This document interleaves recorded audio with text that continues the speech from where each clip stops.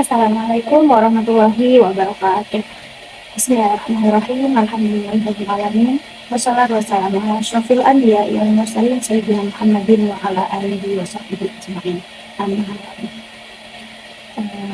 Yang kami hormati Ketua Yayasan Pondok Pesantren Zainul Hasan Gembong Al-Mukarram Kiai Haji Hasan Mutawakil Alawi Isa MM. Yang saya hormati Bapak Rektor Universitas Islam Zainul Hasan Gembong Al-Ustadz Aziz Wahab MAG. Yang saya hormati Bapak Dekan Fakultas Tarbiyah Ustadz Zainuddin. Yang saya hormati Bapak Kapolri Pendidikan Agama Islam Bapak Humaydi. Dan yang saya hormati dosen pengampu Ustazah Kurnia Aisyah. Jadi nama saya Himatul Karamah dari kelas PAI 3B. Di sini saya akan mempresentasikan hasil imajinasi saya dalam materi PPAI-an yang saya tuangkan dalam bentuk peta konsep sesuai dengan metode Hanifida. Di sini saya kebagian pembelajaran tentang rencana pembelajaran pada tahun 1960. Berbicara tentang rencana pembelajaran tidak luput dari kurikulum. Jadi di sini saya cantumkan adalah kurikulum pada tahun 1990. Jadi di sini nanti ada beberapa yang akan saya bahas, mulai dari rencana hingga nanti ke kontribusi peran guru terhadap pelajaran atau kurikulum ini. Baik, untuk yang pertama di sini tentang kurikulum pada tahun 1964 itu sendiri. Jadi kurikulum ini disebut sebagai rencana pendidikan. Rencana pembelajaran pada tahun 1964 ini merupakan suatu rencana pembelajaran yang kedua selama Indonesia merdeka.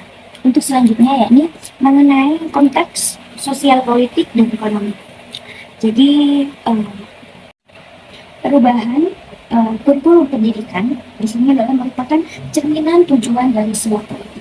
Misalnya di sini adalah pentiadaan manipulasi dan pendidikan moral Pancasila. Jadi itu adalah salah satu contoh bahwa politik merupakan sebuah cerminan dari konteks sosial, politik, dan ekonomi. Selanjutnya beralih pada bab selanjutnya yaitu tentang struktur dan isi. Di sini saya ada dua. Yang pertama tentang struktur dan isinya. Yang pertama pembentukan ciri khas dari struktur itu sendiri. Yang kedua tentang bekal pengetahuan akademik yang didapatkan isinya. Untuk selanjutnya yakni fungsi rencana pendidikan. Di sini ada 3 fungsi. Yang pertama rancangan berupa. Jadi fungsi pertama yakni tentang rancangan kurikulum, yang kedua tentang pelaksanaan kurikulum, dan yang terakhir tentang evaluasi kurikulum. Di sini akan dibahas nanti dalam pembahasan selanjutnya. Kemudian setelah itu ada komponen. Jadi, apa saja komponen dari kurikulum 1964 ini? Yakni ada yang pertama tujuan, yang kedua materi, yang ketiga adalah strategi. Jadi bagaimana strategi dalam metode pembelajaran pada tahun 1964. Kemudian ada organisasi dan yang terakhir adalah evaluasi. Terus selanjutnya, bahasan selanjutnya tentang model pembelajaran. Di sini model pembelajarannya adalah membentuk tiga sifat. Yang pertama agar siswa yang diajarkan bisa mempunyai sifat aktif, kreatif, dan produktif. Untuk pembahasannya terakhir yakni pembahasan tentang kontribusi peran guru dalam kurikulum 1964. Jadi peran guru dalam kurikulum yang kita bahas kali ini adalah bagaimana guru bisa membangun kesadaran bernegara dan bermasyarakat.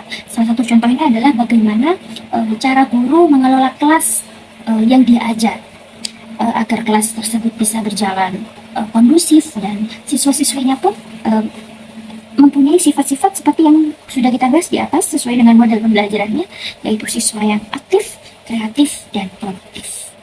Mungkin hanya itu yang bisa saya sampaikan. Jika ada kesalahan dalam saya menerangkan perbuatan ataupun perkataan yang lain, saya mohon maaf dan saya mohon undur diri. Assalamualaikum warahmatullahi wabarakatuh.